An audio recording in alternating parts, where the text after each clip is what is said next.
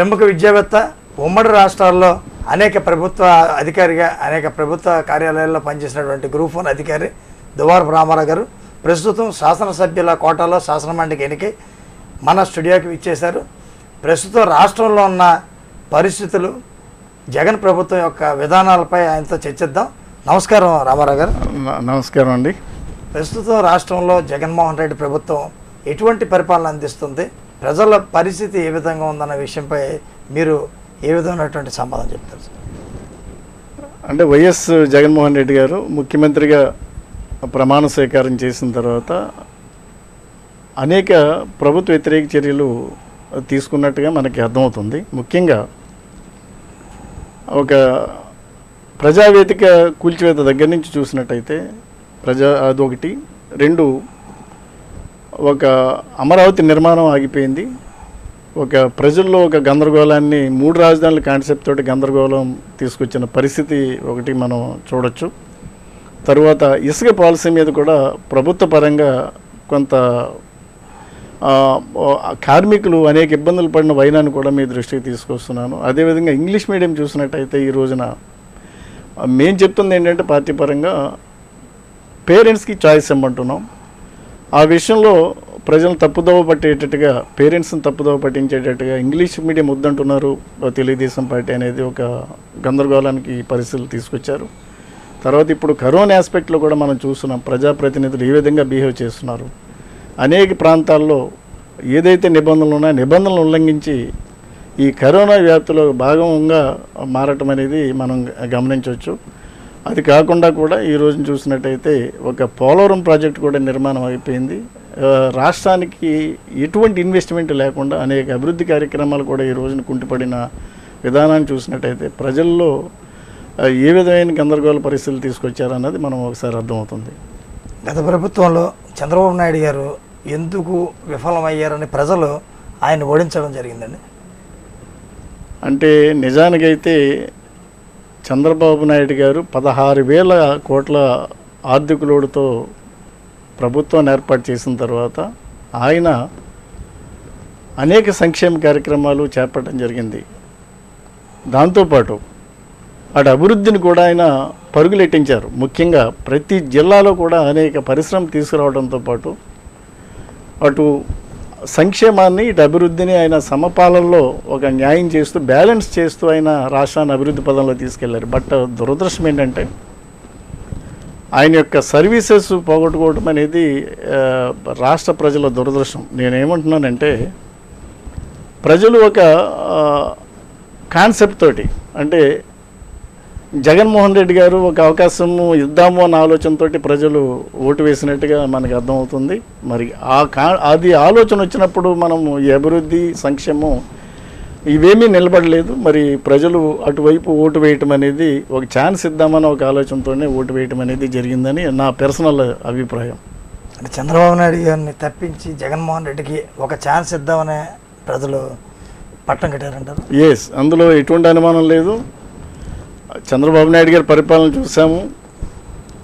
అంతకన్నా ఒకవేళ ఎక్కువ ఆయన సంక్షేమం కానీ అభివృద్ధి కానీ చేస్తారేమో అని ఒక ఆలోచనతో ప్రజలు ఉండొచ్చు. అంటే అది నా పర్సనల్ అభిప్రాయం మట్టుకి ఆ ఆలోచనతో ప్రజలు ఓటేశారని చెప్పి నేను పర్సనల్గా నమ్ముతున్నాను. అంటే ఇప్పుడు ఐటీ రంగంలో కానీ విద్యారంగంలో కూడా ప్రతి ఒక్కరు కూడా ముందుకు సాగాలని చంద్రబాబు నాయుడు గారు అంటుండేవారు. అయితే ప్రస్తుతం ఇంగ్లీష్ మీడియంని చంద్రబాబు నాయుడు గారు ఎందుకు వ్యతిరేకిస్తారు? అంటే మీ ప్రభుత్వం, అంటే తెలుగుదేశం ప్రభుత్వం వ్యతిరేకించాల్సిన అవసరం ఎందుకు వచ్చింది? నిజానికి ఇది వైఎస్ఆర్సీపీ ప్రభుత్వ పరంగా ఇది ఒక క్యాన్వాస్ చేయటం, ఒక మా మీద బురద చల్లటం అనే కార్యక్రమం ఇది. ఎందుకంటే 2017 సంవత్సరంలో ఐ రిమెంబర్ మేము ఇంగ్లీష్ మీడియంలో ప్రవేశపెడదామని ప్రయత్నించినప్పుడు వైఎస్ఆర్సీపీ నాయకులంతా కూడా రోడ్ల మీదకి వచ్చి దానికి ఆందోళన చేసిన సందర్భాన్ని మీ దృష్టికి తీసుకొస్తున్నాను. అంటే మేము ఎక్కడ కూడా ఇంగ్లీష్ మీడియం వ్యతిరేకించలేదు. మేము మొన్న కౌన్సిల్లో కూడా, అసెంబ్లీలో కూడా తీర్మానాలు చేసినప్పుడు కౌన్సిల్లో కూడా మేము ఒకటే చెప్పాం. కొన్ని అమెండ్మెంట్స్ మేము సజెస్ట్ చేసాం. ఆ అమెండ్మెంట్స్ ఏంటంటే అన్ని పార్టీలు కూడా ఎక్సెప్ట్ వైఎస్ఆర్సీపీ మిగతా అన్ని పార్టీలు కూడా కొన్ని అమెండ్మెంట్స్ ఏంటి సజెస్ట్ చేసినాయంటే పేరెంట్స్కి ఇంగ్లీష్ మీడియం కానీ తెలుగు మీడియం కానీ వాళ్ళకి అవకాశం కల్పించండి, వాళ్ళ ఇష్టానికి వదిలేయండి. వాళ్ళు ఇంగ్లీష్ మీడియం అన్న ప్రిఫర్ చేయొచ్చు, తెలుగు మీడియం అన్న ప్రిఫర్ చేయొచ్చు అన్న ఆలోచన మేము తీసుకొచ్చాం తప్ప మేము ఎక్కడ కూడా ఇంగ్లీష్ మీడియం వ్యతిరేకించలేదు. అది చాలా రాంగ్ కాన్సెప్ట్. అది ప్రజల్లో ఒక వ్యతిరేక భావం తీసుకురావడానికి వాళ్ళు చేస్తున్న ప్రయత్నం ఇది. అది కరెక్ట్ కాదని చెప్తున్నాను నేను. పెద్దల సభకు సంబంధించి పెద్దల సభని అంటే గతంలో ఉన్న పెద్దల సభని మరోమారు దాన్ని ఇప్పుడు ప్రస్తుతం మన జగన్మోహన్ రెడ్డి గారు రద్దు చేయడం, అంటే పెద్దల సభ అనేది ఎమ్మెల్సీ శాసన మండలి రద్దు చేయడం మీద మీరు ఎలా ఫీల్ అవుతున్నారు సార్? అంటే ఇది నిజానికి వాళ్ళు 2 కౌన్సిల్లో 2 సబ్జెక్ట్స్ వచ్చినప్పుడు మేము కొన్ని అమెండ్మెంట్స్ సజెస్ట్ చేశాం. అమెండ్మెంట్స్ ఏంటంటే ఇంగ్లీష్ మీడియము ఒక మీడియంగా అధికార పార్టీ ప్రయత్నిస్తున్నప్పుడు మేమేం చెప్పామంటే పేరెంట్స్కి ఒక చాయిస్ ఉండాలా, కాబట్టి దానికి అమెండ్మెంట్ సజెస్ట్ చేసాం. మేము ఎక్కడ వ్యతిరేకించలేదు. అదేవిధంగా మేము ఈ క్యాపిటల్ ఆస్పెక్ట్లో కూడా 3 రాజధానులు అన్న కాన్సెప్ట్ తీసుకొచ్చినప్పుడు మేమేం చెప్పామంటే ఆల్రెడీ అమరావతి అనేది డిసైడ్ అయ్యింది, అక్కడ చాలా అభివృద్ధి జరిగింది. సుమారుగా ఒక 43,000 కోట్లతో అనేక వర్క్స్ వేరియస్ స్టేజ్ల్లో నడుస్తున్నాయి. ఆల్రెడీ 10,000 కోట్లు ఖర్చు పెట్టారు. కాబట్టి 3 రాజధానులు అన్న కాన్సెప్ట్ కరెక్ట్ కాదు, ఒకే ఒక రాజధాని అమరావతి అనేది మేము దానికి అన్నాము. మేమేం చెప్పామంటే కౌన్సిల్లో ప్రజాభిప్రాయానికి వదిలేయండి, అందుకని ప్రజాభిప్రాయం కావాలంటే ఒక సెలెక్ట్ కమిటీకి ఈ సబ్జెక్ట్ని రిఫర్ చేస్తే సరిపోతుందని మేము చెప్పాం. అది సెలెక్ట్ కమిటీకి రిఫర్ చేయటం అంటే అది అధికార పార్టీకి వ్యతిరేకంగా చేయటం అనేది కాదు, ప్రజాభిప్రాయాన్ని కోరటం. ఎందుకంటే అది ఒక సీరియస్ ఇష్యూ. ఒక సుమారుగా 10,000 కోట్ల రూపాయలు ఖర్చు పెట్టినప్పుడు అనేక నిర్మాణాలు కంప్లీట్ అయ్యి స్టేజ్లో ఉన్నప్పుడు మీరు రాజధాని మార్చడం అనేది ఒక గందరగోళ పరిస్థితి తప్ప అది ప్రజలకు ఏ విధంగా ఉపయోగపడదు. కాబట్టి సెలెక్ట్ కమిటీకి నివేదించండి అని చెప్పాం. ఈ 2 అమెండ్మెంట్స్ సజెస్ట్ చేశాము. మిగతా అన్ని సబ్జెక్ట్స్ కూడా సుమారుగా ఐ రిమెంబర్ 36 సబ్జెక్ట్స్ మేము కౌన్సిల్లో అధికార పార్టీకి ఆమోదం తెలిపాం. కాబట్టి ఈ 2 సబ్జెక్ట్స్లో అమెండ్మెంట్ సజెస్ట్ చేస్తాం. ఇది కూడా మేము వ్యతిరేకించలేదు. బట్ అధికార పార్టీ వాళ్ళు ఏంటంటే ఒక అమరావతి అనేది వాళ్ళు ఒక ఇంపార్టెంట్ సబ్జెక్ట్ అని వాళ్ళు అనుకున్నారు. కాబట్టి వీళ్ళు వ్యతిరేకించారన్న భావంతో కౌన్సిల్ రద్దు చేద్దామన్న తీర్మానం చేయడం జరిగింది. అది ఈ విధంగానూ కరెక్ట్ కాదు, ప్రజలే తెలుసు, ప్రజలంతా కూడా గ్రహించారు. మరి వాళ్ళు అటువంటి ప్రజా వ్యతిరేక చర్యలు తీసుకోవడం అనేది కరెక్ట్ కాదని చెప్పి సందర్భంగా నేను చెప్తున్నాను. ఈ రద్దు బిల్లు పార్లమెంట్కి వెళ్ళింది కదండి, పార్లమెంట్లో బీజేపీ ప్రభుత్వం అది అమలు చేస్తుంటారు రద్దుని. అంటే అది ఇంకా ఇప్పుడు ఇక్కడి నుంచి తీర్మానం అనేది పంపించారు. ఇక్కడ ఒకటైతే ఉంది, ఎందుకంటే కౌన్సిల్ రద్దు అనేది ఏకపక్షంగా నిర్ణయం తీసుకోవడం అనేది ఏ విధంగానూ అది జస్టిఫైడ్ కాదు. ఎందుకంటే అనేక రాష్ట్రాలు ఈ రోజున కౌన్సిల్ కావాలని అడుగుతున్నాయి. ఐ థింక్ సుమారుగా 9 రాష్ట్రాలు కౌన్సిల్ కావాలని అడుగుతున్నాయి. ఈ ఒక్క రాష్ట్రమే కౌన్సిల్ మాకు వద్దు అని చెప్పి అడిగిన సందర్భం. ఇక్కడ నాకున్న అవగాహన ఏంటంటే ఒక స్టాండింగ్ కమిటీని ఒకటి వాళ్ళు పార్లమెంట్ ఒక స్టాండింగ్ కమిటీని వేసినప్పుడు రామ్ జెత్మలాని లాంటి పెద్దలు కూడా అందులో సభ్యులుగా ఉన్నప్పుడు వాళ్ళకు రికమెండేషన్ ఇచ్చినట్టుగా నేను చూశాను. ఆ రికమెండేషన్ ఏంటంటే కౌన్సిల్ ఏ రాష్ట్రం పడితే ప్రతి రాష్ట్రం కూడా మాకు వద్దని కావాలని అనటం కరెక్ట్ కాదు, దాని మీద ఒక యూనిఫామ్ డిసిషన్ అనేది పాలసీ అనేది ఉండాలని వాళ్ళు సజెస్ట్ చేసిన సందర్భాన్ని గుర్తు చేస్తూ మరి కేంద్ర ప్రభుత్వం ఏ విధంగా నిర్ణయం తీసుకుంటుందో అది మనము వెయిట్ చేయాల్సిన చూడాల్సిన అవసరం ఉంది. ఎందుకంటే ఈ ఒక్క రాష్ట్ర ప్రభుత్వమే కౌన్సిల్ వద్దని చెప్పి తీర్మానం చేసింది, 9 రాష్ట్రాలు కౌన్సిల్ కావాలని చెప్పి తీర్మానం చేశాయి. అవన్నీ కూడా కేంద్ర ప్రభుత్వం పెండింగ్లో ఉన్నాయి. వాళ్ళు ఏ డిసిషన్ తీసుకుంటారు, you have to wait and see, అంతే. దాని మీద ఇంకా నిర్ణయం రాలేదు. అంటే రాజకీయ నిరుద్యోగుల కోసం క్రియేట్ చేసిందే ఈ పెద్దల సభ అని అంటారు. అంటే అది నిజం కాదు, అది ఏ విధంగానూ నిజం కాదు. ఎందుకంటే పెద్దల సభ అనేది ఒక శాసనసభ ఒక మోనోపొలి లేకుండా వాళ్ళకి అవసరమైన మేరకు ఒక ప్రభుత్వానికో సజెషన్స్ ఇవ్వడానికి పనికొచ్చే సభ. ఇప్పుడు రాజ్యసభ అలాగని అది పెద్దల సభే, అది అక్కర్లేదని ఈరోజు అనగలుగుతామా? అది కరెక్ట్ కాదు కదా. ఇక్కడ మీరు కౌన్సిల్ యొక్క కంపోజిషన్ ఒకసారి మీరు చూసినట్టయితే అందులో ముఖ్యంగా ఎమ్మెల్యే కోటా నుంచి ఎన్నికైన శాసనమండలి సభ్యులు ఉన్నారు, టీచర్స్ కోటా నుంచి ఎన్నికైన శాసనమండలి సభ్యులు ఉన్నారు, గ్రాడ్యుయేట్స్ నుంచి ఎన్నికైన శాసనమండలి సభ్యులు ఉన్నారు. అదేవిధంగా ఒక నిష్ణాతులు కొంత వేరియస్ ఫీల్డ్స్ నుంచి గవర్నర్ నామినేట్ చేసిన సభ్యులు ఉన్నారు. అంటే ఇంతమంది కంపోజిషన్, చక్కని కంపోజిషన్ ఉన్నదాన్ని వేస్ట్ అని ఎలా అంటాం? వీళ్ళంతా మేమంతా కూడా ఇప్పుడు కూడా ప్రజల యొక్క సంక్షేమానికి ఏదైతే ఉపయోగపడతాయో అటువంటి సజెషన్స్ ఇవ్వడానికి పెద్దల సభ అనేది ఒక డైరెక్షన్లో పెట్టడానికి అసెంబ్లీని ఒక వాళ్ళు చేసే తీర్మానాల్లో డైరెక్షన్లో పెట్టడానికి వాళ్ళు మంచి సజెషన్స్ ఇవ్వడానికి ఉద్దేశించిన సభ తప్ప ఇది వేస్ట్ అనేది ఎక్కడ కూడా కరెక్ట్ కాదు. ఎందుకంటే రాజ్యసభను మనం చూస్తున్నాం అది. కాబట్టి రాజ్యసభ ఎలా అయితే ఉందో ఎగువ సభలు ప్రతి రాష్ట్రంలో కూడా ఉండాలని చెప్పి అందరూ కోరుకుంటున్నారు. సార్, మీరు ఒక అధికారిగా పనిచేశారు. ఒక ప్రభుత్వ అధికారి ప్రజలకు సేవ చేయలేరు అన్న ఆలోచనతోనే మీరు పదవిని స్వచ్ఛందంగా వదిలి రాజకీయాల్లోకి వచ్చారా? అంటే ఇక్కడ ఇది it is my personal issue. దీనిలో నా యొక్క ఆలోచన ఏంటంటే సర్వీస్ అనేది నాకు కొంత మొదటి నుంచి రైట్ ఫ్రమ్ మై అంటే నేను ఉద్యోగంలో చేస్తున్నప్పటి నుంచి కూడా ఒక సర్వీస్ ఓరియంటెడ్ ఆలోచనలు నావి. అందులో భాగంగానే నేను ఏంటంటే ఎక్కువగా బీసీ సంఘాలను కొంత ఆర్గనైజ్ చేసిన విషయాన్ని కూడా మీ దృష్టికి తీసుకొస్తున్నాను. వాళ్ళందరికీ ఒక సపోర్ట్ ఇవ్వాలని, వాళ్ళకి ఒక ఎప్పుడైనా ప్రభుత్వ పరంగా పథకాలన్నీ కూడా ఒక ప్రాపర్గా అందాలన్న ఆలోచనతోటి ఈ రాజకీయంగా మరింత సేవ చేయగలుగుతానన్న ఉద్దేశంతో నేను రాజకీయాల్లోకి రావడం జరిగింది. That is the only motto behind that. సరే, ఎంబీసీ కులాలు అంటే అత్యంత వెనుకబడిన కులాల్లో కొన్ని తెగలను మీరే గుర్తించి వాటికి గవర్నమెంట్ ద్వారా అనేక కార్యక్రమాలు చేపట్టారని అంటుంటారు. అది ఎంతవరకు నిజమండి? అంటే ముఖ్యంగా బీసీల్లో 139 కులాలు ఉన్నాయి. 139 కులాల్లో ఆర్థికంగా కానీ సామాజికంగా కానీ విద్యాపరంగా కానీ కొన్ని అభివృద్ధి చెందిన కులాలు చాలా లిమిటెడ్గా ఉన్నాయి. అంటే it is only 10 to 12 communities మట్టుగా ఉన్నాయి. మిగతా కమ్యూనిటీస్ అన్నీ కూడా ఆర్థికంగా వెనకబడిన కులాలే. వాళ్ళకి ప్రభుత్వ పరంగా వచ్చే అంటే ముఖ్యంగా ఆర్థికంగాను విద్యాపరంగాను వెనకబడి ఉండడం అనే రీజన్ వల్ల వాళ్ళు ప్రభుత్వ పరంగా ఉన్న సంక్షేమ పథకాలు ఇది కూడా అందుకోలేకపోతున్నారు. అటువంటి పరిస్థితుల్లో వాళ్ళకి ఇవన్నీ కూడా వాళ్ళకి సపోర్ట్ చేసే నాయకత్వం కూడా లేదు. ఎందుకంటే నేను ఇప్పుడే చెప్పాను, ఒక 10 కులాలకే నాయకత్వం ఉంది, రాజకీయ నాయకత్వం ఉంది, మిగతా కులాలకి రాజకీయ నాయకత్వం లేదు. కాబట్టి మోస్ట్ బ్యాక్వర్డ్ క్లాసెస్కి ఒక రాజకీయ నాయకత్వం కల్పించడానికి నాకు అవకాశం దక్కింది. ఎందుకంటే నేను I'm representative of more than 100 communities. మరి వాళ్ళకి ఇప్పుడు ఏ చిన్న కార్యక్రమం వచ్చినా నేను సపోర్ట్ ఇవ్వగలిగిన పరిస్థితి ఇప్పుడైతే ఉందో నా వాయిస్ కౌన్సిల్లో అనేక సందర్భాల్లో నేను వినిపించడం జరిగింది మోస్ట్ బ్యాక్వర్డ్ క్లాసెస్ తరఫున. ఆ విధంగా వాళ్ళు సర్వీస్ చేయడం అనేది నా అదృష్టంగా భావిస్తున్నాను. భవిష్యత్తులో కూడా వాళ్ళకి ప్రభుత్వ పరంగా ఉన్న సంక్షేమ కార్యక్రమాలన్నీ కూడా వాళ్ళకి మంచి అవగాహన కల్పించి వాళ్ళకి సపోర్ట్ ఇవ్వడానికి ప్రయత్నం చేస్తాం. సార్, ఒక ఉద్యోగిగా ఉన్న మిమ్మల్ని అత్యంత మేధావి వర్గంలో ఉన్న చంద్రబాబు నాయుడు గారు ఎలా హక్కును చేర్చుకొని మీకు ఎమ్మెల్సీ ఇచ్చారు? అంటే ఇది ముఖ్యంగా నాకు చంద్రబాబు నాయుడు గారి నాయకత్వం మీద అపారమైన నమ్మకం ఉంది. ఆయన అంటే నాకు అభిమానం, వ్యక్తిగతంగా అభిమానం. అంటే నాకు ఆయన ముఖ్యమంత్రిగా ఉన్నప్పటి నుంచి కూడా వారితోటి కొంత అనుబంధం ఉంది.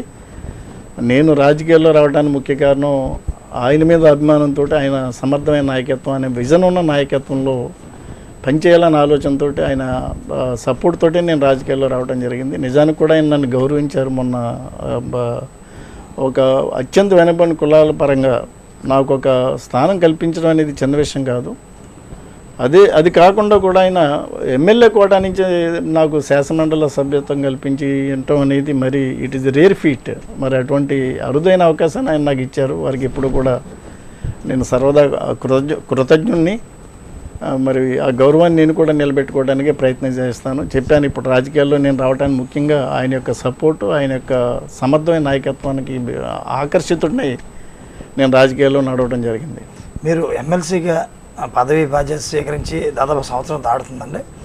ఈ కాలంలో మీరు శాసన మండలిలో కానీ ప్రభుత్వంతో కానీ పోరాడి కానీ ఫైట్ చేసి ఏదన్నా సరే బీసీలకు కానీ ఎంబీసీలకు కానీ ఎటువంటి న్యాయం చేయగలిగారు? అంటే ఇక్కడ ముఖ్యంగా మాది ప్రతిపక్షంలో ఉన్నాము. అంటే మేము ఇక్కడ పోరాటాలు చేయటానికంటూ వ్యక్తిగతంగా మాకేమి ఉండదు. కాకపోతే ఏంటంటే బీసీల పరంగా ఉన్న సమస్యల్ని మేము నాకున్న ఫోరంలో తీసుకురాగలుగుతాను. అంటే కౌన్సిల్ నాకు ఒక అందులో సభ్యుని కాబట్టి బీసీలకు సంబంధించిన నేను ఏ క్వశ్చన్ వేసినా కానీ బీసీలకు సంబంధించిన ఇష్యూ అయ్యి ఉంటుంది. ఎందుకంటే ఇవన్నీ కూడా రికార్డ్ అవుతాయి. దానికి తగ్గట్టుగా మంత్రులు కూడా వాడికి సమాధానాలు ఇస్తుంటారు. ఆ విధంగా బీసీల సమస్యల్ని నేను లేవనెత్తడానికి నాకు అవకాశం దొరికింది. ఈ రోజున అనేక సమస్యలు ఉన్నాయి. బీసీలకి, చిన్న చిన్న కులాలకి అనేక సమస్యలు ఉన్నాయి. అది వెదర్ ఇట్ ఈజ్ వాళ్ళకి సంక్షేమ పరంగా ఉన్న కార్యక్రమాలు కావచ్చు, లేదా ఎడ్యుకేషన్ పరంగా ఉన్న కార్యక్రమాలు కావచ్చు, రకరకాల యాక్టివిటీస్ ఉన్నాయి. అవన్నీ కూడా నేను కౌన్సిల్లో లేవనెత్తుతున్నాను. భవిష్యత్తులో కూడా నేను అది ప్రభుత్వం దృష్టి తీసుకొస్తాను. ప్రభుత్వ పరంగా వాళ్ళకి న్యాయం జరిగేటట్టుగా ప్రయత్నాలు చేస్తాను. ప్రపంచం కరోనాతో వణుకుతున్న సందర్భంలో అది అంటే ఆంధ్రప్రదేశ్ రాష్ట్ర ముఖ్యమంత్రి అది చాలా చిన్నదిగా అంటే దాంతోపాటు మన సహజీవనం చేయాలంటూ కొన్ని వ్యాఖ్యలు ఈ మధ్యకాలంలో చేశారు. అది దాని మీద ఆయనకి అంటే నాలెడ్జ్ ఉండి చేశారంటారా, లేకపోతే ఆయన ఏదన్నా ఆలోచనతో చేశారంట? అంటే నిజానికి కరోనా అనేది ప్రాణాంతకమైన వ్యాధి మనం చూస్తున్నాము. అంటే స్టార్టింగ్ ఫ్రమ్ చైనా నుంచి స్టార్ట్ అయ్యి with in days and with in మంత్స్లో అన్ని ప్రపంచ దేశాలను కూడా ఈ రోజున వణికిస్తున్న సందర్భం ఒకసారి మనం ఆలోచన చేసినట్టయితే అది అంత తేలిగ్గా తీసుకునే విషయం అయితే కాదు. ఎందుకంటే అందులో డేంజర్ ఉంది. మనము ఇంత లాకౌట్ పీరియడ్ 40 రోజులుగా లాక్డౌన్ జరుగుతుంది. అంటే ప్రజలంతా కూడా చాలా స్వచ్ఛందంగా కోఆపరేట్ చేస్తున్నారు. వాళ్ళంతా కూడా స్వీయ నిర్బంధంలో ఉన్నారు. ఇటువంటి పరిస్థితుల్లో కూడా మనం చూసినట్టయితే సుమారుగా దేశంలో అన్ని రాష్ట్రాల్లో కూడా దగ్గరగా 50,000 కేసులు అప్పుడే దగ్గరగా రిపోర్ట్ అవుతున్నాయి. అంటే ఇన్ని చర్యలు మనం తీసుకుంటున్నా కానీ కేంద్ర ప్రభుత్వాలు, రాష్ట్ర ప్రభుత్వాలు కానీ వాటి యొక్క ఉధృతి కరోనా వ్యాప్తిని అరికట్టలేకపోయాం. అంటే అది ఎంత డేంజరస్గా, ఎంత స్పీడ్గా అది వ్యాప్తి చెందుతుందో మనం చూస్తున్నాం. మన రాష్ట్రంలో కూడా చూసినట్టయితే ఈ రోజున సుమారుగా ఎన్ని కేసులు రిపోర్ట్ అవుతున్నాయి? దగ్గరగా ఐ థింక్ మనం 1500 కేసెస్ సుమారుగా రిపోర్ట్ అయినాయి. 1600 కేసెస్ రిపోర్ట్ అయినాయి. అందులో 4-5 జిల్లాలు ఈ రోజున వణికిస్తున్నాయి. మరి డెత్స్ కూడా ఉన్నాయి, 33 మరణాలు ఉన్నాయి. మనం తేలిగ్గా తీసుకోవడానికి లేదు. కాకపోతే అదృష్టం ఏంటంటే ఇండియన్ కండిషన్స్లో కొంత టెంపరేచర్ వేరియేషన్స్ ఒకటి, దాని యొక్క జెనెటిక్ షేప్ మార్చుకోవడం ఒకటి, ఆ 2 కారణాల వల్ల కొంత డెత్ రేట్ మనకు తక్కువగా ఉంది. అదొక కొంత అదృష్టం. అంతే తప్ప మనం తీసుకోవాల్సిన చర్యలన్నీ కూడా డెఫినెట్గా తీసుకోవాలా. ప్రజలందరూ కూడా ఎవరికి వాళ్ళు ప్రొటెక్ట్ చేసుకోవాల్సిన అవసరం ఉంది. ఇక ముఖ్యమంత్రి గారు మొదటి నుంచి కూడా ఒకే ఆలోచనతో ఉన్నారు. ఆయన చాలా లైటర్ వెయిన్లో దీన్ని కరోనా వ్యాధిని చూస్తున్నారు. ఆయన అది కరెక్ట్ కాదు. అది ఆ యాటిట్యూడ్ ఒక ముఖ్యమంత్రి గారికి ఉండటానికి అది ఏ విధంగా జస్టిఫై చేయలేము. ఆయన దాని యొక్క సీరియస్నెస్ని అర్థం చేసుకుని ఆయన ప్రజల ప్రాణాలు రక్షించడానికి కానీ, పేదవర్గాలను ఆదుకోవడానికి కానీ ఒక మంచి ప్రణాళికతో ముందుకు వచ్చినట్టయితే అది డెఫినెట్గా అది ఒక ప్రజలకు మంచి జరుగుతుంది తప్ప ఈ విధంగా సహజీవనం అనేది ఒక సీఎం గారి లెవెల్లో మాట్లాడాల్సిన ఇష్యూ అయితే కాదు. అది హాస్యాస్పదంగా ఉంది. ఆ సీరియస్నెస్ ఆయన అర్థం చేసుకోవాల్సిన బాధ్యత ఆయన పైన ఉంది. మీ ప్రభుత్వం ఈ పాజిటివ్ కేసులు దాచిపెడుతుంది గవర్నమెంట్ అని అంటుంది. ఇది ఒక అధికారులని అంటే మీరు ఒక గ్రూప్ 1 అధికారిగా పనిచేశారు, ఒక కార్పొరేషన్లో పనిచేశారు. అంటే ప్రభుత్వం ఇన్ఫ్లుయెన్స్ అధికారుల మీద ఉండి పాజిటివ్ని నొక్కిపెట్టింది అంటారా? అంటే నేను ఐ డోంట్ థింక్ సో. ఎందుకంటే నేను ఆ విధంగా అనుకోవట్లేదు. టెస్టులు సంఖ్య ఎక్కువ కాకపోవడం వల్ల మనకి ఈ పాజిటివ్ కేసెస్ అనేది ఇంతవరకు బయటపడలేని మాట అయితే ఒకటి వాస్తవం. అంటే ఇప్పుడు సుమారుగా మన రాష్ట్రంలో టెస్టుల సంఖ్య చాలా ఎక్కువగా పెరిగింది. 1,00,000 కేసులు పైగా నిన్న చూసాను report. I think it is more than 1 lakh cases test చేశారు. అందులో మనకి పాజిటివ్గా ఎన్ని వచ్చాయి? 1,600 కేసెస్ పాజిటివ్గా వచ్చాయి. అంటే టెస్టుల సంఖ్య పెరిగి కొద్దీ పాజిటివ్ కేసులు పెరుగుతున్నాయి. అంటే అది టెస్టులు అంతకుముందు మనం బిగినింగ్లో చూసినట్టయితే టెస్టుల సంఖ్య తక్కువగా ఉంది కాబట్టి మనకి పాజిటివ్ కేసెస్ ఎక్కువ రాలేదు. That is 1 reason. రెండోది హైట్ చేయడానికి అవకాశం లేదు. ఎందుకంటే కాకపోతే ఒకరోజు హైట్ చేయొచ్చు, లేదా ఒక 1 week హైట్ చేయొచ్చు. కానీ బియాండ్ దట్ పాయింట్ కొన్ని బయటకు వస్తాయి. కాకపోతే కొన్ని కేసులు హైట్ చేస్తున్నమాట వాస్తవం అని అనిపిస్తుంది. ఎందుకంటే ఈ మధ్య కూడా చూసాము వైజాగ్లో ఒక కేసు, అది డెత్ కేసు, కిడ్నీ ఫెయిల్యూర్ అని చూపించారు. అది డెఫినెట్గా అది COVID-19 కేసే.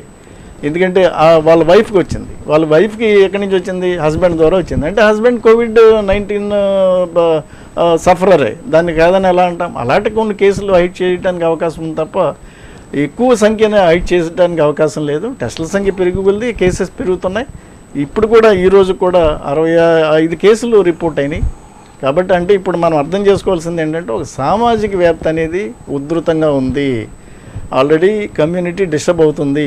కాబట్టి అందరూ జాగ్రత్తగా ఉండి సమిష్టిగా పోరాటం చేయాల్సిన సమయం ఇది. ఆ విషయాన్ని అయితే మనం అందరూ గమనించాలా. ఈ విపత్తు సమయంలో చంద్రబాబు నాయుడు గారు మీకు మీ స్థాయిలో ఉన్న కేడర్కి ఎటువంటి సూచనలు చేశారండి?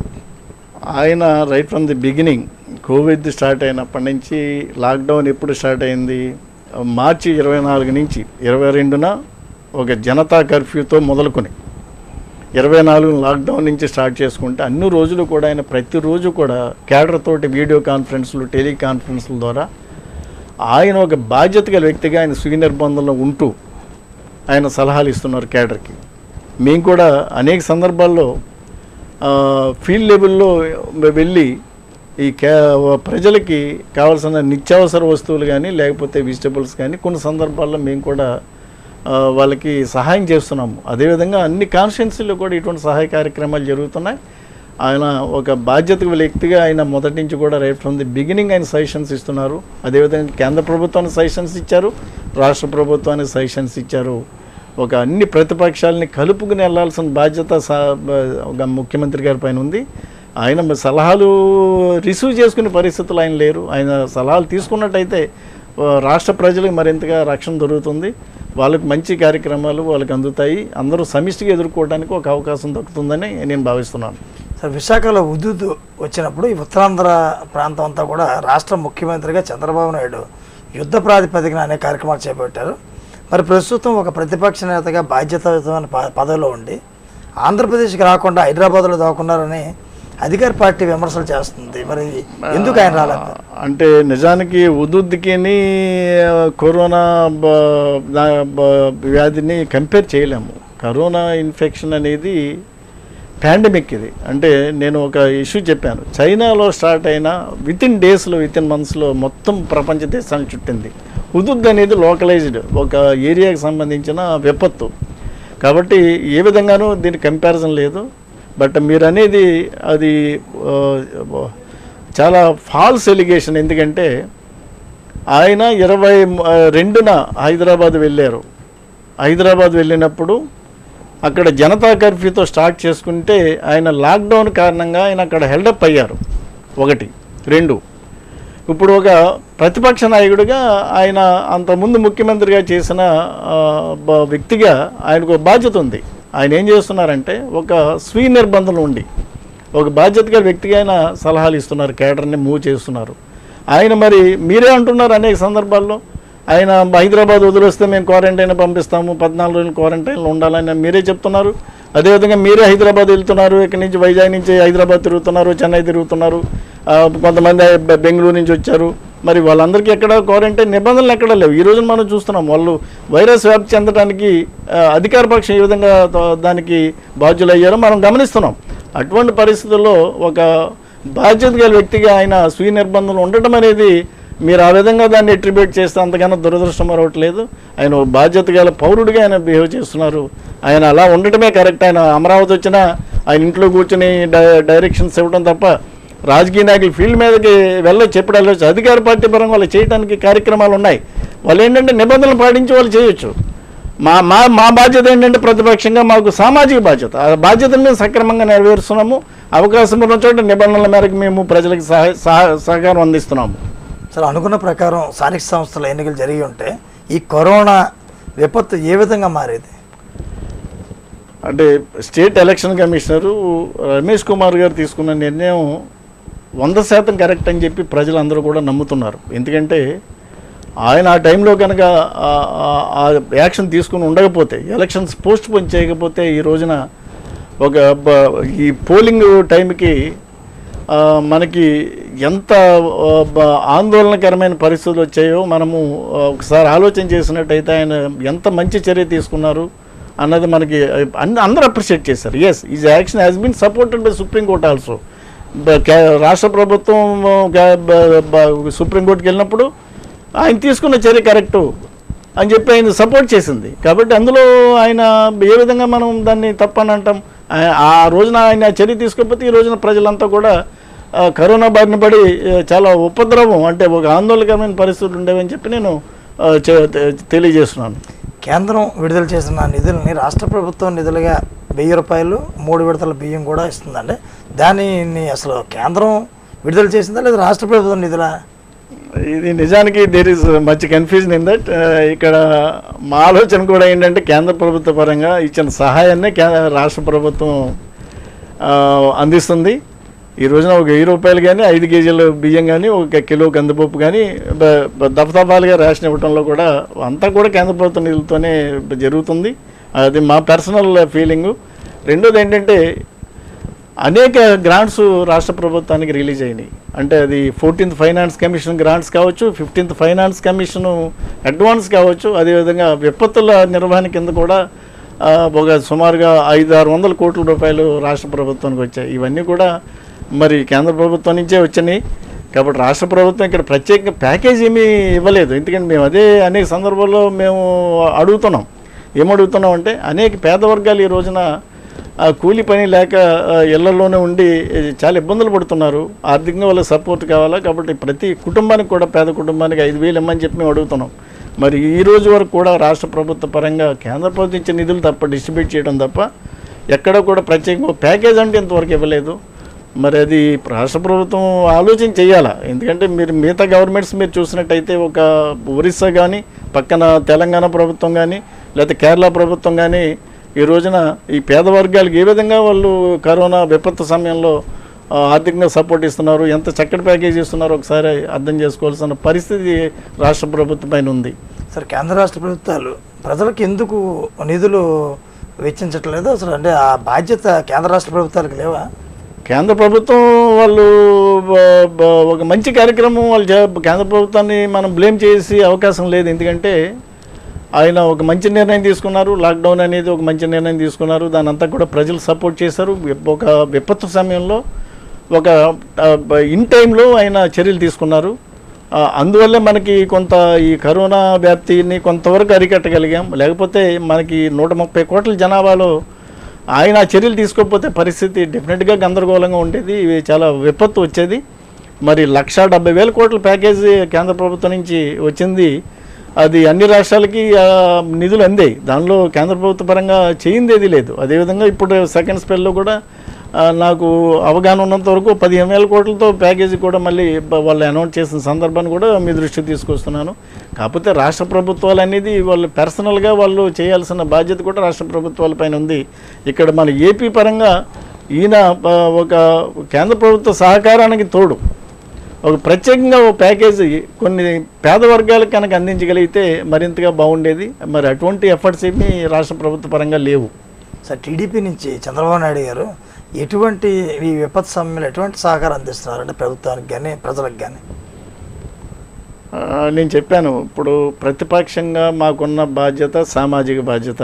ఆ బాధ్యత మేము 100% మేము నెరవేరుస్తున్నాం. ఆయన చక్కని సూచనలు ఇస్తున్నారు. ఆయన ఒక కమిటీని వేసుకున్నారు. ఆయన ట్రస్ట్ పరంగా ఒక అనేక సలహాలు తీసుకుని ఆయన కేంద్ర ప్రభుత్వానికి రాష్ట్ర ప్రభుత్వానికి అనేక సందర్భాల్లో సలహాలు ఇవ్వటం జరిగింది.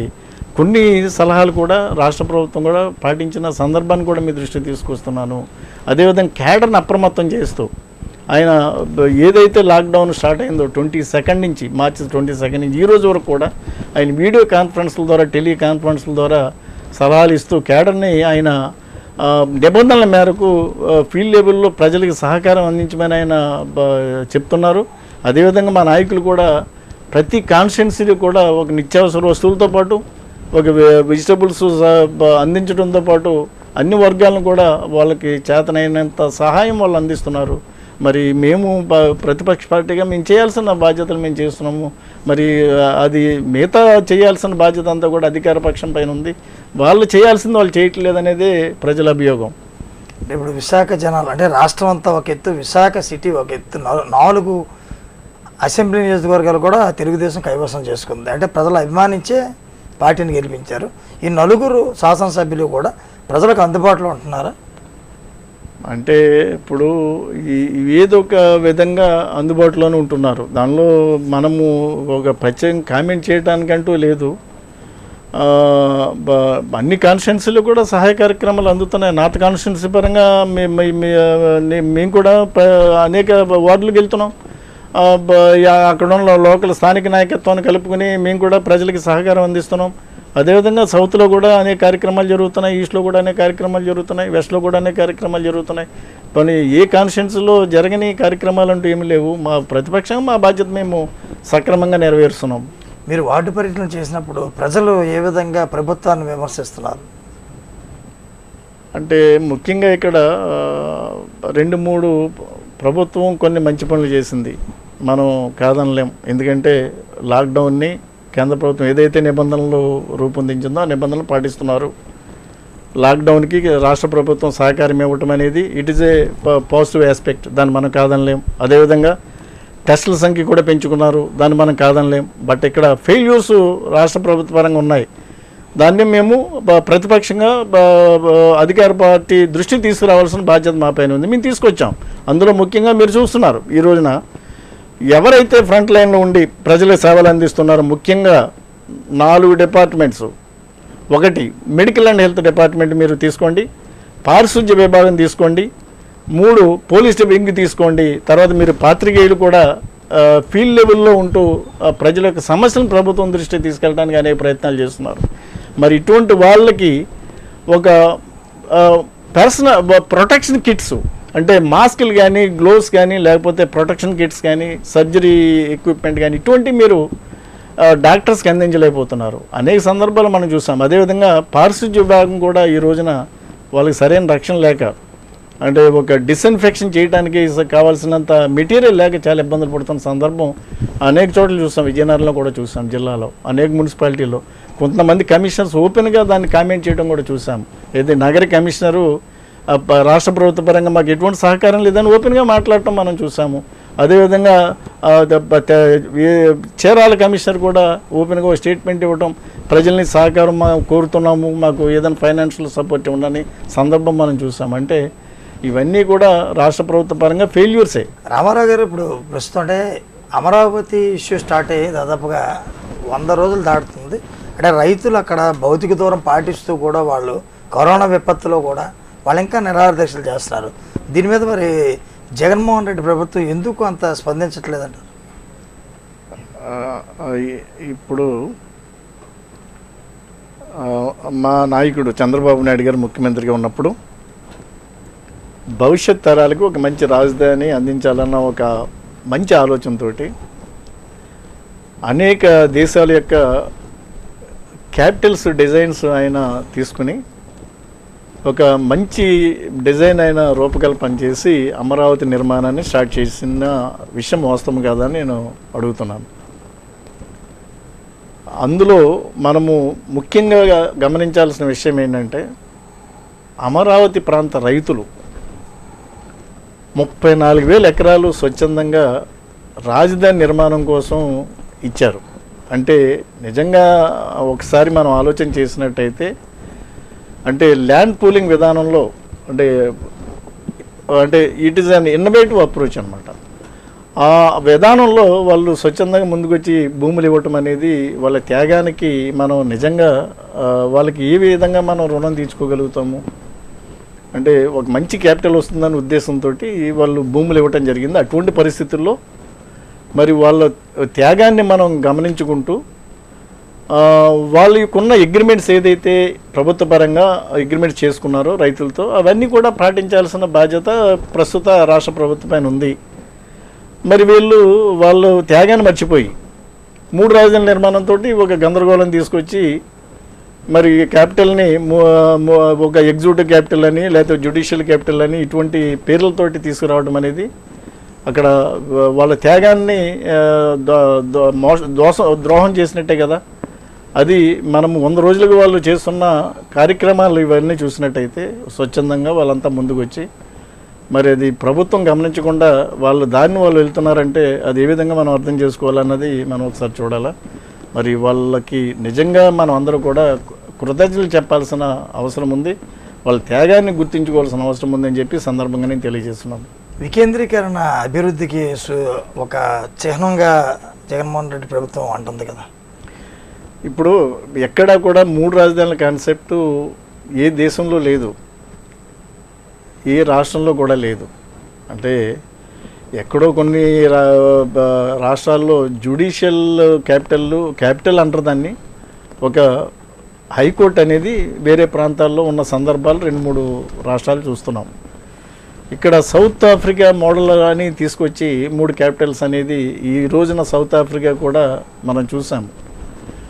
అక్కడ వాళ్ళకి ఆర్థికంగా ఏ విధంగా ఇబ్బందులు పడుతుంది, 3 రాజధానులు అనేది తీసేసి ఒకే రాజధాని చేసుకుందామన్న కాన్సెప్ట్ వాళ్ళు వచ్చిన సందర్భంలో ఇక్కడ ఎగ్జిక్యూటివ్ క్యాపిటల్ అనేది ఏ విధంగా తీసుకొస్తారు? ఎగ్జిక్యూటివ్ క్యాపిటల్ అనేది ఏంటి అంటే ఒక చోట అసెంబ్లీ ఉండి ఇంకో చోట అడ్మినిస్ట్రేటివ్ బిల్డింగ్ ఉంటే అది ఏ విధంగా వాళ్ళకి ప్రజలకి సౌకర్యంగా ఉంటుంది? అది కరెక్ట్ కాన్సెప్ట్ కాదు. రాజధాని అనేది ఒకటే ఉండాలి, కాకపోతే అభివృద్ధి అనేది వికేంద్రీకరణ జరగాల. ఆ విధంగా మీరు ఆలోచన చేయండి, అభివృద్ధి వికేంద్రీకరణ చేయండి, వ్యవస్థ వికేంద్రీకరణ కాదు.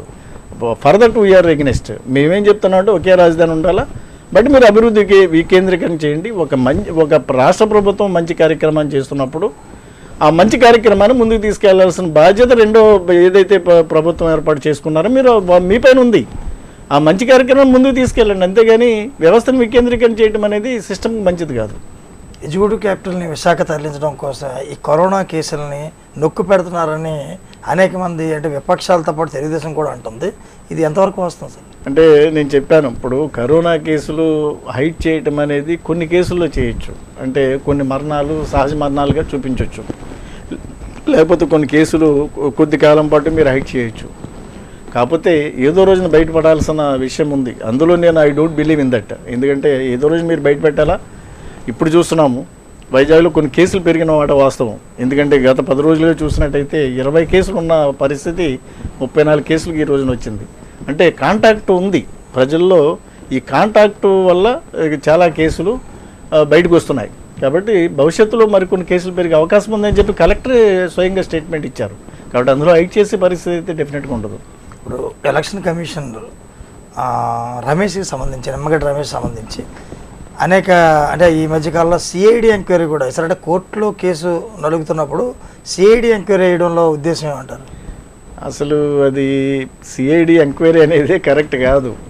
నేను యాజ్ బ్యూరోక్రాట్గా నేను ఏం చెప్తున్నానంటే ఒక కాన్ఫిడెన్షియల్ ఇష్యూ ఉన్నప్పుడు ఎనీ పర్సన్ అక్కడ ఆఫీసులో చేసుకోకుండా వేరే చోట బయట సిస్టంలో చేసుకుని దాన్ని డిలీట్ చేసుకోవడం అనేది సహజ పరిణామం.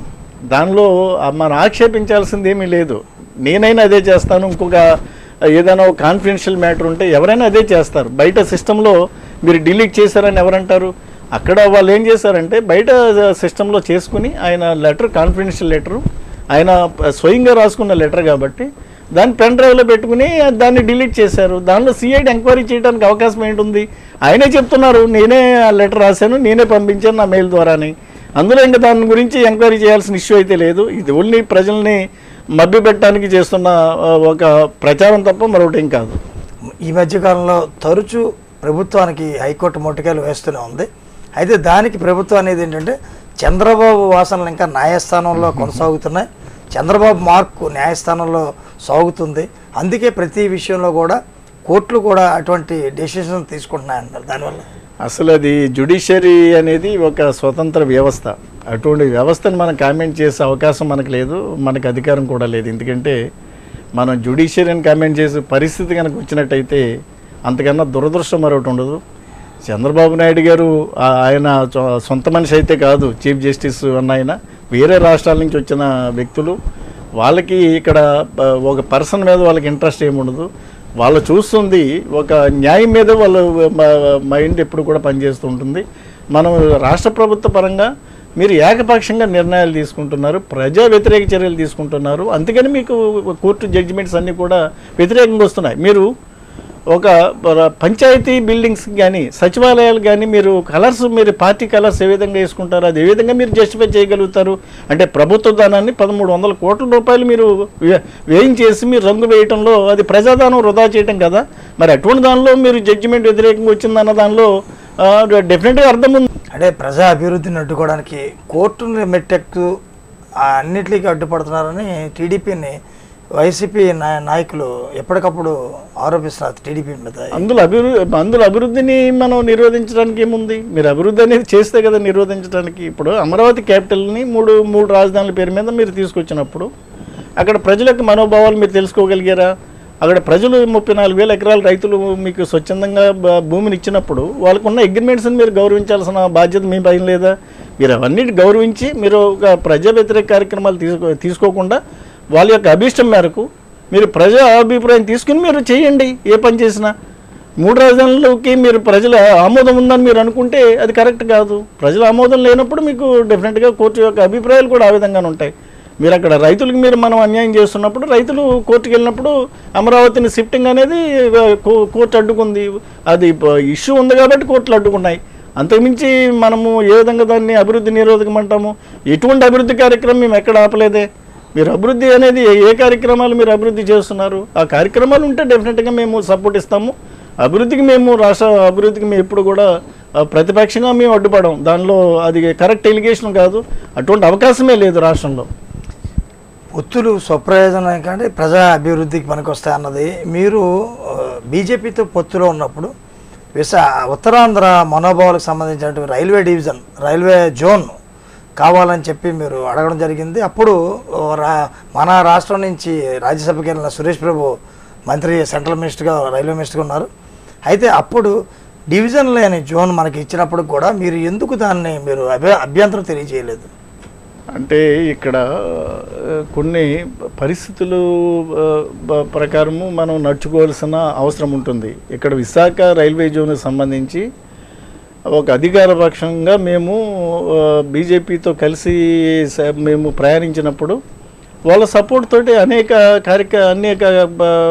ప్రాజెక్టుల కోసం ప్రయత్నాలు చేసిన మాట వాస్తవం. అందులో మీరు చూసినట్టయితే ఒకటి అమరావతి నిర్మాణాన్ని మీరు చూసుకున్నట్టయితే ప్రధానమంత్రి గారు స్వయంగా వచ్చి అమరావతిని మీరు దాన్ని శంకుస్థాపన చేసిన విషయం మనము మర్చిపోకూడదు. 2, రైల్వే జోన్ అనేది ఏర్పాటైంది. బట్ దురదృష్టం కొద్ది మనకేమైందంటే వేరియస్ ఆస్పెక్ట్స్, ఇందులో వేరియస్ పొలిటికల్ రీజన్స్ ఉంటాయి. దానిలో మనకి డివిజన్ అనేది ఒక విశాఖ డివిజన్ అనేది మనకి లేకుండా పోయింది. మరి దానిలో మేము చేయాల్సిన ప్రయత్నాలు మేము చేసాము. ఇప్పుడు అధికార పక్షం ఏదైతే ఉందో అధికార పక్షానికి ఆ బాధ్యత ఉంది. ఆ విషయాన్ని ఇప్పుడు కేంద్ర ప్రభుత్వంతో మీరు సఖ్యతగా ఉంటున్నారు. మీరు కేంద్ర ప్రభుత్వం దృష్టికి తీసుకెళ్ళండి. మీరు రాష్ట్రానికి ఏదైతే మంచి జరుగుతుందో మీరు అటువంటి పనులు మీరు చేసినట్టయితే డెఫినెట్గా ప్రజలు హర్షిస్తారు. మీరు ఏ రోజున కూడా ఈ రోజున రాష్ట్రానికి కావాల్సిన ఏ ప్రాజెక్టు గురించి కూడా మీరు కేంద్ర ప్రభుత్వం దృష్టికి తీసుకెళ్ళలేదు. అంతెందుకు మీరు పోలవరం ప్రాజెక్టు విషయంలో తీసుకున్నట్టయితే ఈరోజు కూడా మీరు పోలవరం ప్రాజెక్టుని నిర్మాణాన్ని మీరు కొనసాగించలేకపోతున్నారు. అంటే అది డెఫినెట్గా మీరు ఇటువంటి విషయాలు ఆలోచన చేయాల్సిన బాధ్యత మీ పైన ఉందని చెప్పి నేను తెలియజేస్తున్నాను. రైల్వేస్ జాతీయ సంపద అయినప్పటికీ కూడా ఆంధ్రప్రదేశ్కి డివిజన్ లేకపోవడం వల్ల ఆర్థిక వనరులు దెబ్బతిన్నాయి కదా. అంటే అది నిజం. అంటే పక్కన ఒరిస్సా రాష్ట్రం పరంగా అభ్యంతరాలు ఉన్నాయి. ఇప్పుడు ఒరిస్సా రాష్ట్రం కూడా ఇప్పుడు దేశంలో భాగం. ఇప్పుడు అటువంటి వాటికి ఏంటంటే వాళ్ళని కన్విన్స్ చేసుకుని కేంద్ర ప్రభుత్వం కూడా అందరినీ ఒక కార్డియల్ అట్మాస్ఫియర్లో చేయాల్సిన అవసరం ఉంది. మనం దురదృష్టం కొద్ది అది డివిజన్ మనం పోగొట్టుకున్నాం. ఆ విషయంలో మేము బాధపడుతున్నాం, అది కరెక్ట్ కాదు అని. ఇప్పుడు మీరు అధికార పక్షంలో ఉన్నారు కాబట్టి వైఎస్ఆర్సీపీ మీరు మిగతా వర్క్ మీరు కంప్లీట్ చేయండి. జోన్ అనేది మేము తీసుకురావడం జరిగింది. దానికి కావాల్సిన అంగులన్నీ మీరు తీసుకురండి. ప్రజలు హర్షిస్తారు, వైజాగ్ ప్రజలంతా కూడా హర్షిస్తారు. బీజేపీ మీ ఎంపీలు ఉన్నారు, మీ శాసనసభ్యులు ఉన్నారు, మీ ముఖ్యమంత్రి గారు మోడీ గారితో సఖ్యతగా ఉన్నారు. బీజేపీ, జనసేన మీరు కలిపి గత ఎన్నికల్లో టీడీపీ రాష్ట్రంలో గవర్నమెంట్ ఫామ్ చేసింది. అయితే ఇద్దరు కూడా వ్యతిరేకించి బయటకు వచ్చినప్పటికీ మరోసారి జనసేన బీజేపీతో పొత్తు కూర్చుకోవడానికి కారణాలు ఏమై ఉండొచ్చు? అంటే రాజకీయాల్లో పొత్తులు అనేది మనము దాన్ని కరెక్ట్గా డిఫైన్ చేయడం అనేది మనం చేయలేము. ఎందుకంటే వాళ్ళకున్న పాలసీస్ని బట్టి, వాళ్ళకున్న సిద్ధాంతాల ప్రకారము వాళ్ళు రాష్ట్రం యొక్క అభివృద్ధిని దృష్టిలో పెట్టుకుని వాళ్ళు రకరకాలుగా పొత్తులు చేసుకుంటూ ఉంటారు. మనం ఏ పొత్తు కూడా శాశ్వతం కాదు. అప్పుడు మేము మా నాయకుడు బీజేపీతో పొత్తు తీసుకోవడానికి కారణం ఏంటంటే రాష్ట్రం యొక్క అభివృద్ధిని దృష్టిలో పెట్టుకుని. ఎందుకంటే ఒక కొత్త రాష్ట్రం ఏర్పాటైనప్పుడు దానికి మనకి అనేక వనరులు మనకు కావాల్సిన అవసరం ఉంది కాబట్టి మనం బీజేపీతో కేంద్రంలో అధికారులు ఉంది కాబట్టి బీజేపీతో సఖ్యతకుంటే మనకి రాష్ట్రానికి మంచి ప్రాజెక్టులు వస్తాయి, రాష్ట్రం యొక్క అభివృద్ధి జరుగుతుందని ఒక మంచి కాన్సెప్ట్ తోటి అప్పుడు మేము పొత్తు తీసుకోవడం జరిగింది. తర్వాత ఈ ప్రత్యేక హోదా విషయంలోనూ అనేక ఇతర విషయాల్లోనూ మీరు సరైన సపోర్ట్, మీరు సహకారం అందించలేకపోయారు కాబట్టి మీతో కేంద్ర ప్రభుత్వం విభేదించాల్సి వచ్చింది తప్ప ఆ పొత్తులు అనేది ఆ పరిస్థితులను బట్టి డిసైడ్ అవుతుంటాయి. మనం దాన్ని జనసేన బీజేపీతో ఎందుకుంది, లేకపోతే తెలుగుదేశం బీజేపీతో ఎందుకుంది, ఇటువంటి విషయాలు మనం డిఫైన్ చేయలేము. అప్పుడు ఉన్న పరిస్థితులను బట్టి ఆ పొత్తులు అనేవి ఏర్పడుతుంటాయి. ఏది శాశ్వతం కాదనేది అది నా యొక్క భావన. రానున్న రోజుల్లో బీజేపీతో పొత్తు పెట్టుకునే అవకాశాలు ఏమైనా ఉన్నాయి సార్? అది మనము రూల్ అవుట్ చేయలేము. ఎందుకంటే నేను అదే చెప్తున్నాను, పొత్తులు అనేది సహజం. అంటే ఏ టైంలో మనము వాళ్ళ ఐడియాలజీ మన ఐడియాలజీ ఒకటైనప్పుడు, వాళ్ళు మనకి సపోర్ట్ ఇస్తామన్న భావన మనకు ఏర్పడినప్పుడు పొత్తు పెట్టుకోవడం అనేది సహజ పరిణామం. ఏమో రేపు అనేది మన చేతిలో ఉండదు, ఏదైనా జరగవచ్చు. అది మనము కాదనలేము. ఇప్పుడు కరోనా కాలం అవ్వడం వల్ల అనేక హామీలని మర్చిపోయే ప్రజలు ఉన్నారు. అయితే విభజన హామీలు అనేక పెండింగ్ ఉన్నాయండి. ఆ విభజన హామీలకు సంబంధించినటువంటి అనేక విభజన చట్ట ప్రకారం మనకి రావాల్సిన వాటాలు ఇంకేమన్నా మిగిలి ఉన్న దాని మీద చంద్రబాబు నాయుడు గారు ఏమన్నా ఈ మధ్యకాలంలో మాట్లాడారు? అంటే విభజన హామీలు ప్రతిపక్షంగా మేము ఉన్నప్పుడు ప్రజెంట్ సిచ్యుయేషన్లో అంటే 1 year అయ్యింది వైఎస్ఆర్సీపీ ప్రభుత్వం ఏర్పడిన తర్వాత. మాకు కేంద్ర ప్రభుత్వం బీజేపీ పరంగా స్ట్రెయిన్ రిలేషన్స్ ఉన్నప్పుడు మేము అడిగిన సందర్భాలు ఉన్నా కానీ డెఫినెట్గా మాకు అంత వాయిస్ ఉండే అవకాశం అయితే ఇంతవరకు 1 yearలోనూ ఏమీ లేదు. కాబట్టి ప్రతిపక్షంగా మేము చేయాల్సింది గ్రాడ్యువల్గా రాబోయే రోజుల్లో డిసైడ్ అవుతుంది తప్ప ఈ 1 yearలో మేము కేంద్ర ప్రభుత్వ పరంగా అది రాష్ట్ర ప్రభుత్వ అధికార పార్టీ ఏదైతే ఉందో వాళ్ళు అడగాల్సిన బాధ్యత వాళ్ళపైన ఉంది, వాళ్ళు డిసైడ్ చేసుకోవాల్సిన బాధ్యత వాళ్ళపైన ఉంది. మాకుంటూ బాధ్యత మాకు చెప్పాము, ప్రతిపక్షానికి ఉన్న రోల్ మేము నిర్వర్తిస్తున్నాము. అందులో రాబోయే రోజుల్లో కనుక అటువంటి అవకాశం వస్తే డెఫినెట్గా ఇక్కడ ప్రతిపక్షంగా మా వాయిస్ మేము రేజ్ చేస్తాం, దానిలో ఎటువంటి అనుమానం లేదు. సిపి బీజేపీ మధ్య రహస్య పొత్తు కొనసాగుతుందంటారా? అందులో రహస్యం అనేది ఏంటుంది? ఇప్పుడు కేంద్ర ప్రభుత్వం అధికారంలో బీజేపీ అధికారంలో ఉంది. ఇక్కడ రాష్ట్ర ప్రభుత్వ పరంగా వాళ్ళకి ఒక అండర్స్టాండింగ్ ఉందనేది మేము పార్టీ పరంగా మేము నమ్ముతున్నాం, దానిలో అనుమానం అయితే లేదు. మరి పొత్తు కొనసాగుతుందని మేము అనుకుంటున్నాం. అది మరి భవిష్యత్ అనేది టైం విల్ డిసైడ్ దట్. చూద్దాము మరి వాళ్ళు ఏ విధంగా వాళ్ళు కేంద్ర ప్రభుత్వ పరంగా నిధులు తీసుకొస్తారనేది let us wait and see. ఆంగ్ల మాధ్యమంపై ప్రభుత్వం అనేక ఆరోపణలు చేస్తుంది. ఎందుకంటే గత ప్రభుత్వంలో ఉన్న మంత్రులు, అప్పుడున్న మంత్రులకి అనేక విద్యా సంస్థలు ఉన్నాయి.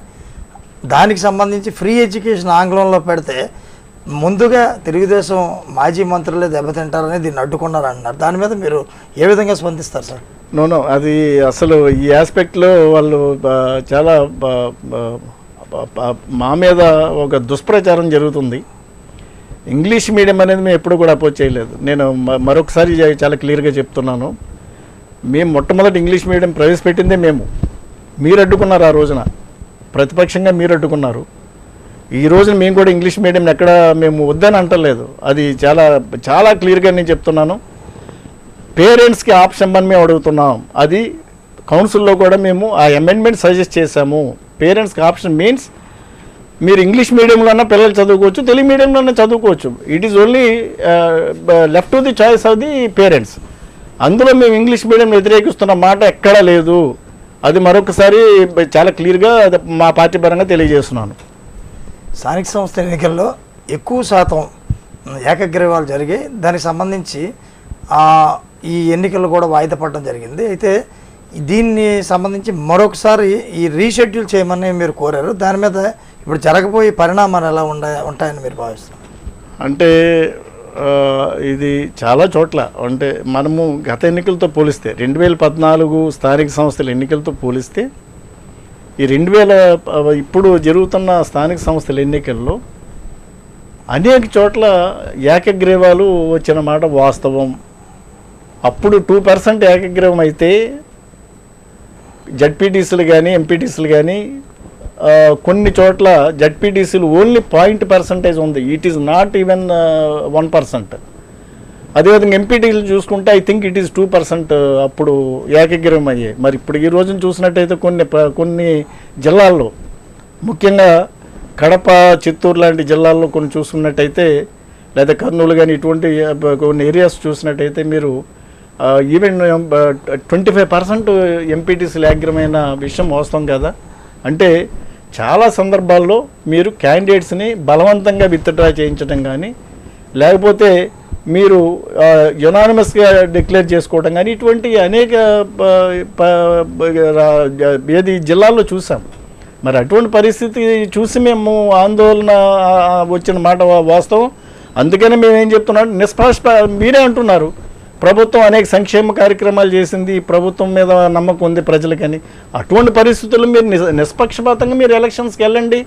ప్రజలు మిమ్మల్ని నమ్ముతున్నప్పుడు మీకు ఓటేస్తారని మీరు బిలీవ్ చేస్తున్నప్పుడు మీరు నిష్పక్షపాతంగా మీరు ఎలక్షన్స్కి వెళ్ళి మీరు ఎన్నికలకి అవకాశం కల్పించండి. అప్పుడు మీరు చేసిన పని మంచిదా కాదా ప్రజలే నిర్ణయిస్తారు. తెలుగుదేశం ప్రభుత్వంలో కూడా అనేక ఏకగ్రహాలు జరిగినప్పుడు అది మంచిగా మీరు ప్రచారం చేశారు కదా చంద్రబాబు నాయుడు గారు. మరి ఇది ఇప్పుడు చెడు ఎందుకు అయింది? పంచాయతీ ఎలక్షన్స్ 2014లో మా ప్రభుత్వంలో జరగలేదు. ప్రభుత్వం అధికారులు ఉన్నప్పుడు పంచాయతీ ఎలక్షన్ జరిగినాయి. అప్పుడు ఏకగ్రీవాలు అనేది నేను ఇప్పుడే చెప్పాను.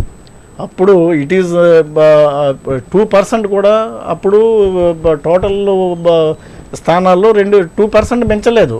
ఈ రోజున కొన్ని జిల్లాల్లో 25% కూడా మీకు ఎంపీటీసీలు జడ్పీటీసీలు 75% జడ్పీటీసీలు మీకు యాజ్ఞమైంది కడపలో. How it is possible? అంటే మీరు ఎలక్షన్స్కి అవకాశం కల్పించట్లేదు. అంటే మీరు నిలబడినవ్వండి. మీరు ప్రతిపక్షంగా మమ్మల్ని మీరు నిలబడే అవకాశం మీరు కల్పించాలి కదా. ప్రజలే డిసైడ్ చేస్తారు మంచి చెడు, మీ సంక్షేమ కార్యక్రమాలు, మీ అభివృద్ధి మీరు కరెక్ట్ అనుకుంటే మీరు ప్రజలే డిసైడ్ చేస్తారు. ఏకగ్రీవాల్ అనేది 2014 ఎలక్షన్ జరిగినప్పుడు ఉన్న పరిస్థితి వేరు, ఇప్పుడు జరుగుతున్న పరిస్థితి వేరు. రెండింటికి అసలు కంపేర్ చేయలేము. సరే, తెలుగుదేశం పాలనలో ఇంటెలిజెన్స్ చీఫ్గా ఉన్న వెంకటేశ్వరరావు ఆయన్ని ఈ మధ్యకాలంలోని సర్వీస్ నుంచి కూడా రిమూవ్ చేస్తూ ఆర్డర్స్ వేశారు. దానికి సంబంధించి అంటే అన్ని తప్పులు ఆయన చేశారా లేకపోతే ప్రభుత్వం కక్షపూరితంగా? ఇప్పుడు ఒక ఇంటెలిజెన్స్ చీఫ్గా ఆయన ఏబి వెంకటేశ్వరరావు గారు చేసినప్పుడు ఆయన ఇప్పుడు ఇంటెలిజెన్స్ చీఫ్ అనేది ప్రభుత్వ పరంగా ఒక విధాన నిర్ణయాల మీద వాళ్ళు ఒక సలహాలు ఇస్తుంటారు, వాళ్ళు ఒక రిపోర్ట్స్ ఇస్తుంటారు. అది ఎవరున్నా అదే పరిస్థితి ఉంటుంది. కాబట్టి ఆయన్ని వ్యక్తిగతంగా మనం ఎటువంటి నిందలు ఆయన మీద వేయలేము. ఇప్పుడు కూడా ఆయన సర్వీస్ నుంచి ఏమి రిమూవ్ చేయలేదు. బట్ ఆయన ఏంటంటే సస్పెండ్ చేశారు కొన్ని ఎలిగేషన్స్ మీద. That has to be proved. అది ఎక్కడ కూడా అది ఇంతవరకు దాని మీద ఇన్వెస్టిగేషన్ లేదు, ఎక్కడ ప్రూవ్ అయిన సందర్భం లేదు. కాబట్టి అవన్నీ కూడా ఫాల్స్ ఎలిగేషన్స్తో కక్షతో చేసిన సందర్భాన్ని అయితే నేను చెప్పగలుగుతున్నాను. అంటే ఇంటెలిజెన్స్ చీఫ్ అనేవాళ్ళు ప్రభుత్వంతో కుమ్మక్క అవుతారని వైఎస్ఆర్ పార్టీ ఉద్దేశం. అందులో కుమ్మక్క అవడం లేదు. ఇప్పుడు జరుగుతుంది, ఏ ప్రభుత్వం ఉన్నా కానీ వాళ్ళు ప్రభుత్వంలో వాళ్ళు ప్రజల యొక్క అభిప్రాయాలు ఒక రిపోర్ట్స్ ప్రభుత్వానికి ఇస్తుంటారు. దానిలో తప్పేం లేదు. ఇంటెలిజెన్స్ చీఫ్ యొక్క వర్క్ అది, నేచర్ ఆఫ్ వర్క్ అది. కాబట్టి అందులో తప్పేముంది? ఎవరైనా చేసి పని అదే. ఇప్పుడు వైఎస్ఆర్సీపీ ప్రభుత్వంలో కూడా ఇంటెలిజెన్స్ చీఫ్ అదే పని చేస్తారు. సరే, ఇప్పుడు రాష్ట్రంలో శాంతి భద్రతలు ఏ విధంగా ఉన్నాయి? అంటే ప్రస్తుతం శాంతి భద్రతల ఏ విధంగా కొనసాగుతున్నాయండి ప్రభుత్వం? ఎలా అంటే శాంతి భద్రతలు కొనసాగటం అంటే ఇప్పుడు మనం చూసాం స్థానిక సంస్థల ఎన్నికల్లో అనేక సందర్భాల్లో మనము ప్రతిపక్షాలని క్యాండిడేట్స్ని బలవంతంగా విత్డ్రా చేయించిన సందర్భం చూసాం. అనేక మంది నామినేషన్స్ ఫైల్ చేయని సందర్భం చూసాం. అనేక చోట్ల కార్యకర్తలపై దాడులు చూసాం త్రూఅవుట్ ఇన్ ది స్టేట్. మరి అవన్నీ కూడా అధికార పక్షం యొక్క వైఫల్యాలే. ప్రతిపక్షానికి మీరు అవకాశం ఇవ్వాలి. డెమోక్రసీలో మీరు న్యాయబద్ధంగా, మీరు నిష్పక్షపాతంగా మీరు పనిచేయాలా, మీరు మంచి కార్యక్రమాలు ప్రజలకు అందించాలా. మీరు అటువంటిప్పుడు మీ నిర్ణయాన్ని ప్రజలు స్వాగతిస్తారు. అటువంటి నిర్ణయాలు మీరు చేయనప్పుడు మరి ఇటువంటి ఆందోళనకరమైన పరిస్థితులు ఉంటాయి. అది మీరు ఆలోచన చేయాల్సిన బాధ్యత మీ పైన ఉంది, అధికార పక్షం పైన ఉంటుంది. కరోనాకి సంబంధించి ఇప్పుడు ప్రస్తుతం కరోనా విచ్చలవిడిగా ప్రజల మీద ప్రభావం చూపిస్తుంది. ఇటువంటి సందర్భంలో ఇళ్ల పట్టాలు ఇచ్చి తీరుతాం అని ఈ మధ్యకాలంలోనే జగన్మోహన్ రెడ్డి గారు అన్నారు. ఆ ఇళ్ల పట్టాలు ఇచ్చినట్లయితే పరిస్థితులు ఎలా ఉంటాయండి? అంటే ఒక ఇళ్ల పట్టాలు గురించి మనం మాట్లాడటం కాదు. అధికార పక్ష పరంగా ముఖ్యమంత్రి గారికి కరోనా అనేది ఆయన మొదటి నుంచి కూడా ఒక లైటర్ వెయిన్లో తీసుకుంటున్నారు. ఎందుకంటే నేను చెప్తున్నాను, అందులో ఉన్న వ్యాధి యొక్క సీరియస్నెస్ని అర్థం చేసుకోలేకపోవడమే అందులో ఉన్న ఇబ్బంది. ఇదే కాదు, అనేక సందర్భాలు ఇప్పుడు మనం చూసాము. స్టేట్ ఎలక్షన్ కమిషన్ రిమూవ్ చేయడం దగ్గర నుంచి మనం చూసినట్టయితే, మనము అదర్ నామినేటెడ్ పోస్టులని మనం చూసినట్టయితే, ఇప్పుడు అదేవిధంగా ఎలక్షన్స్కి తొందరగా వెళ్ళాలని ఆతృత చూసినట్టయితే, ఇవన్నీ కూడా కరోనాని పక్కన పెట్టి మిగతా అదర్ ఆస్పెక్ట్స్కి ఇంపార్టెన్స్ ఇస్తున్న వైనాన్ని మనం చూస్తున్నాము. అవన్నీ కరెక్ట్ కాదు. ఎందుకంటే కరోనా అనేది ఒక సీరియస్నెస్ ఉంది అందులో. అది ప్రాణాంతకమైన వ్యాధి. అటువంటి వ్యాధి పైన 100% కాన్సన్ట్రేట్ చేయాల్సిన బాధ్యత ప్రభుత్వం పైన ఉంది. ప్రజలకు రక్షణ కల్పించాల్సిన బాధ్యత ఉంది.